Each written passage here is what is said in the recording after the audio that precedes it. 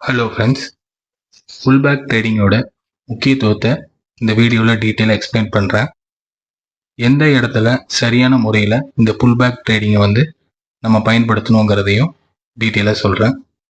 இது என்ன சார்ட்டுன்னு பார்க்காம இதில் நடக்கக்கூடிய விஷயங்களை மட்டும் கவனிங்க. ப்ரைஸ் நல்ல ஒரு கேப் டவுன் ஆகுது. அதுக்கப்புறம் நமக்கு பிரிண்ட் ஆன ஒரு ஸ்ட்ராங் பையர் கேண்டில். அந்த பையர் கேண்டலுக்கு அப்புறம் நமக்கு அதே லெவலில் இருந்து பிரிண்ட் ஆன செல்லர் கேண்டில். தேர்ட் கேண்டிலும் நமக்கு அந்த லெவலுக்கு போக முடியாமல் ரிஜெக்ஷன் ஆகுது. ஃபோர்த்து கேண்டிலும் அதே மாதிரி அந்த லெவலுக்கு போக முடியாமல் ரிஜெக்ஷன் ஆகி இந்த தடவை பையர்ஸ் கண்ட்ரோல் விட்டாங்க. செல்லர்ஸ் கண்ட்ரோல் எடுத்து நல்லாவே ப்ரைஸை கீழே கொண்டு வந்துட்டாங்க. அடுத்ததும் அதே மாதிரி செல்லர் கண்ட்ரோலில் அடுத்த கேண்டிலும் பிரிண்ட் ஆச்சு. இப்போ ஒரு பையர் அந்த செல்லரை நியர்பையாக க்ளோஸ் வைக்கிறாங்க. இதுல இருந்து நமக்கு ட்ரேட்ஸ் பாசிபிள் இருக்குன்னா இப்போதான் மார்க்கெட் செல்லிங் ரேஞ்சில் டவுன் ஆகிட்டு வருது. இதில் நம்ம ட்ரேட் எடுக்கணும்னா இதில் உடனே நம்ம ட்ரேட்ஸ்க்கான பாசிபிள் பார்க்கக்கூடாது. இன்கேஸ் இந்த செல்லரை பையர் க்ளோஸ் வச்சனால இந்த இடத்துல நம்ம ட்ரேட் எடுத்தால் அதுக்கான பாசிபிள் என்ன நடக்குதுன்னு இதில் பார்க்கலாம். இப்போ க்ளோஸ் வச்சதுக்கப்புறம் ப்ரைஸ் அந்த கேப் ஃபில்அப் பண்ணுறதுக்கு அடுத்தடுத்து செல்லர் கேண்டில் தான் லைனாக பிரிண்ட் ஆகிட்டு வருது. ப்ரீவியஸாக இருந்த பையர் கேண்டிலுக்கு அப்புறம் எல்லாமே செல்லர் கேண்டில் தான் பிரிண்ட் ஆகுது. பையரோட வால்யூமே டில் த லோ வரைக்கும் நமக்கு தெரியல. அதுக்கப்புறம் ஒரு பையிங் புஷிங் இருந்தாலும் ப்ரீவியஸான ஹை போக முடியாமல் அங்கேருந்து பார்த்தீங்கன்னா மறுபடியும் ஸ்ட்ராங் ரிஜெக்ஷன் தான் வருது. ஸோ இதுலேயே நமக்கு ஐடென்டிஃபை ஆயிடுச்சு இன்னும் கீழே தான் போக போகுதுன்னு. ஸோ புது லோ இதில் நமக்கு வச்சுட்டாங்க. இதுக்கப்புறம் நம்ம ஒரு ட்ரெண்ட் லைன் ட்ரா பண்ணி பார்க்குறோம். அந்த லெவல்ல இருந்து நம்ம ஒரு ட்ரெண்ட் லைன் ட்ரா பண்ணி அடுத்த செல்லரை பையர் அடுத்தடுத்து க்ளோஸ் வைக்கிறாங்க. இந்த தடவை மறுபடியும் செல்லர் கீழே கொண்டு வரும்போது ப்ரீவியஸான லோக்கு வர முடியல. இதுக்கு முன்னாடி பையரை சேலஞ்ச் பண்ணியிருந்தாங்க.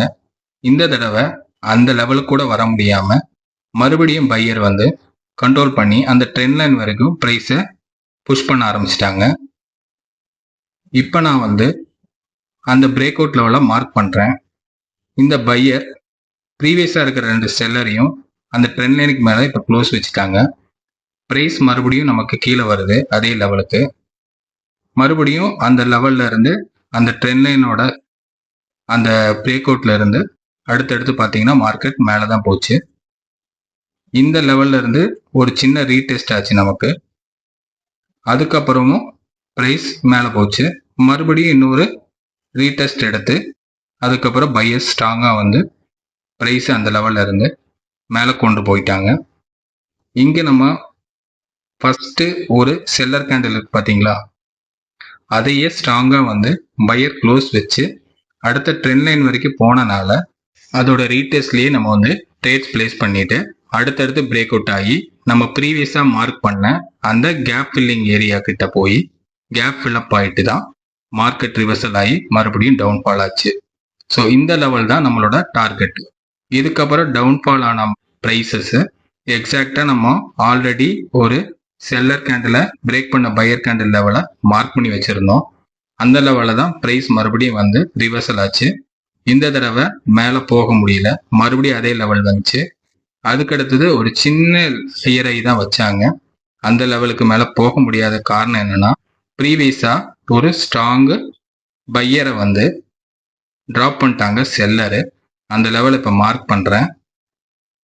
ஸோ இந்த லெவலில் இருக்கிற கேப்பை தான் சின்ன சின்னதாக ஃபில்அப் பண்ணிட்டு நமக்கு மேலே போக முடியாமல் மார்க்கெட் மறுபடியும் கீழே வந்துருச்சு. இப்போ மறுபடியும் பையர்ஸ் கண்ட்ரோல் எடுத்தாங்க. ஸோ ப்ரீவியஸாக மார்க் பண்ண அந்த லெவலில் இருந்து மறுபடியும் கீழே லோயர் லோ வச்சுட்டாங்க. இதுக்கப்புறம் நமக்கு ஒரு செல்லரை பையர் ஸ்ட்ராங்காக சப்போர்ட்டில் க்ளோஸ் வைக்கிறாங்க. அந்த க்ளோஸுக்கு அப்புறம் அதே இடத்துல ஒரு ரீடெஸ்ட் ஆகுது கேப் ஃபில்லிங்கோட. இந்த இடத்துலையும் நம்ம ட்ரேட்ஸ் பிளேஸ் பண்ணோம். அடுத்தது பார்த்தீங்கன்னா அந்த ட்ரேட் ஹையர் ஆகி போயிட்டுருக்கு. ப்ரீவியஸாக இருந்த செல்லரை பையர் க்ளோஸ் வச்சு அந்த கேப்பை ஃபில்அப் பண்ணிட்டு அடுத்தடுத்து பார்த்தீங்கன்னா நமக்கு ப்ரீவியஸாக இருக்கிற அந்த ஹைக்கே வந்து ப்ரைஸ் வந்து டார்கெட் ரீச் ஆயிருச்சு. அதுக்கப்புறம் வந்து மார்க்கெட் வந்து முடிஞ்சிருச்சு. இப்போ அடுத்த நாள் நம்ம என்ன பிளான் பண்ணணும் இப்போ பார்க்கலாம். இப்போ நெக்ஸ்ட் டே வந்து நம்ம பிளான் பண்ணுறதுக்கு முன்னாடி ப்ரீவியஸாக வந்து மார்க்கெட் ஒரு டவுன்ஃபால் ஆகிருந்தது. அந்த லெவலை வந்து ஒரு ட்ரெண்ட் லைன் மூலயமா நம்ம வந்து ட்ரா பண்ணிக்கலாம். ஸோ ப்ரீவியஸாக இருந்த அந்த கேப் ஃபில்லிங் ரேஞ்சோட சேர்த்து இப்போ ஒவ்வொரு பையரோட க்ளோசிங் லெவலையும் நான் கனெக்ட் பண்ணி இந்த ட்ரெண்ட் லைனை வந்து ட்ரா பண்ணுறேன்.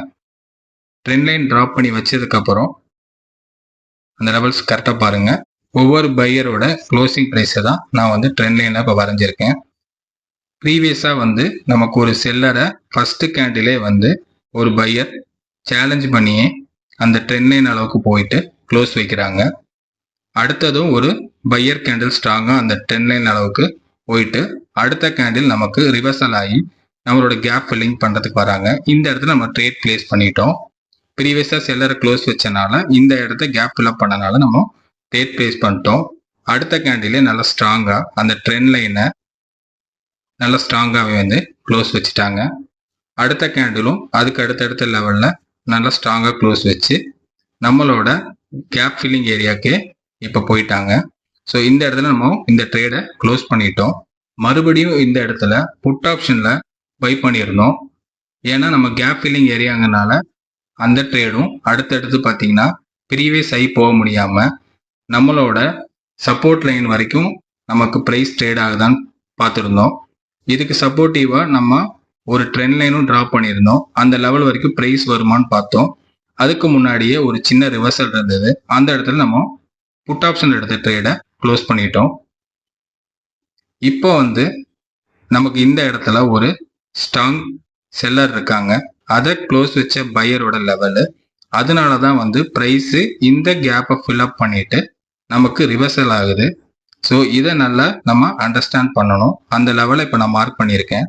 அந்த லெவல்லே ப்ரைஸ் சப்போர்ட் எடுத்து அடுத்தடுத்து நமக்கு மேலே போச்சு. மேலே போன இடம் அப்படின்னு பார்த்தீங்கன்னா ப்ரீவியஸாக இருக்கிற கேப் ஃபில்லிங்க்கு முன்னாடியே ஒரு ஸ்ட்ராங் வந்து ஒரு பையர் இருக்காங்க. அந்த பையரை அடுத்த கேண்டில் ஸ்ட்ராங்காக க்ளோஸ் வைக்கிறாங்க. அந்த கேப்பை ஃபஸ்ட்டு டைம் ஃபில்அப் பண்ணிவிட்டு நெக்ஸ்ட் டைமும் அதே லெவலுக்கு போயிட்டு அந்த கேப்பை எக்ஸாக்டாக ஃபில்அப் பண்ணிட்டு தான் ப்ரைஸ் ஃபால் ஆகுது. அதுக்கப்புறம் ஹையர் பண்ண முடியாத ப்ரைஸு அதே லெவலில் ரொம்ப நேரமாக ட்ரேட் ஆகிட்டு இருக்கு. இப்போ வந்து இந்த லெவலுக்கு நம்ம எப்படி ட்ரேட்ஸ் பிளேஸ் பண்ணோன்னு அடுத்த ட்ரேட் பிளான் பண்ணுறோம். இந்த இடத்துல ஒரு பையர் கேண்டில் ஸ்ட்ராங்காக வந்து ஒரு செல்லர் க்ளோஸ் வச்சுருக்காங்க. அந்த லெவல் நான் மார்க் பண்ணிட்டேன். மார்க் பண்ணதுக்கப்புறம் ப்ரைஸு அந்த ரேஞ்சுக்குள்ளேயே வந்து அதோட கேப்பெல்லாம் ஃபில் பண்ணிட்டு ரேஞ்ச் பவுண்டாகவே ட்ரேட் ஆகிட்டு இருந்தது. இந்த லெவலை வந்து இன்னொரு ட்ரெண்ட் லைன் மூலயமா நம்ம எப்படி ஐடென்டிஃபை பண்ணி ட்ரேட் கேப்சர் பண்ணுறோன்னு பாருங்கள். நம்ம வந்து ட்ரெண்ட் லைனை வந்து பையரோட க்ளோசிங் ப்ரைஸ் எப்படி நம்ம வச்சு மேலே ட்ரா பண்ணுறோமோ இங்கே செல்லரோட க்ளோசிங் ப்ரைஸை வச்சு கீழே ட்ரெண்ட் லைன் வந்து ட்ரா பண்ணியிருக்கோம். எக்ஸாக்டாக அந்த க்ளோசிங்க்கு அப்புறம் நமக்கு கிடைச்ச ஃபால் தான் இது. ஸோ இந்த ஒரு கன்ஃபர்மேஷன் வச்சு இந்த ட்ரேடையும் நம்ம ப்ளேஸ் பண்ணி கரெக்டாக பார்த்தீங்கன்னா அந்த சப்போர்ட் லெவல் வரைக்கும் நம்ம லாஸ்ட் கேண்டில் ஃபினிஷ் ஆகி இந்த ட்ரேடை க்ளோஸ். இந்த ட்ரேட்ஸ் எல்லாமே என்னோட எக்ஸ் பேஜில் ப்ரீவியஸாகவே நான் போஸ்ட் பண்ணிட்டேன். போஸ்ட் பண்ணிவிட்டு அடுத்தது என்ன நடக்கும் அப்படிங்கிறது தான் இப்போ நான் இந்த வீடியோவில் எக்ஸ்பிளைன் பண்ணியிருக்கேன். நீ என்னோட எக்ஸ் பேஜில் வந்து இன்னைக்கு மார்னிங் போஸ்ட் பண்ண எல்லாத்தையும் நீங்கள் செக் பண்ணி பாருங்கள். தேங்க்யூ.